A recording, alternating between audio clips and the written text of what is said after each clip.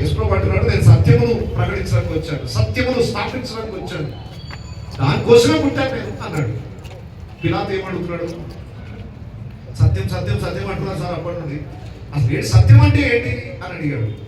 ఏం జవాబు చెప్పాడు యేసుప్రభు? సింగిల్ ఆన్సర్ కూడా ఇవ్వలేదు ఆయన. మీరు అక్కడితో పారాగ్రాఫ్ అయిపోతుంది. పిలాతు అనే అధికారి అడుగుతున్నాడు, సత్యం అనగా ఏమిటి అని ఆయన అడుగుగా. అంతవరకు అయిపోయింది స్టోరీ. యేసు ప్రభు పిలాతుకి సమాధానం చెప్పలేదు. దయచేసి జాగ్రత్తగా వినండి. ఏంటి అనంటే, సత్యమైన దేవుడే ముందు నిలబడితే దాన్ని గ్రహించలేకపోయాడు. ఆయన ముందే సత్యం నిలబడుతున్నాడు, కానీ పిలాతు అడుగుతున్నాడు సత్యం అంటే ఏంటి అని అడుగుతున్నాడు. యేసు ప్రభు యోహాను సువార్త 14:6 చెప్పాడు, నేనే మార్గమును, నేనే సత్యమును, నేనే జీవమును ఆల్రెడీ ప్రకటించాడు ఆయన.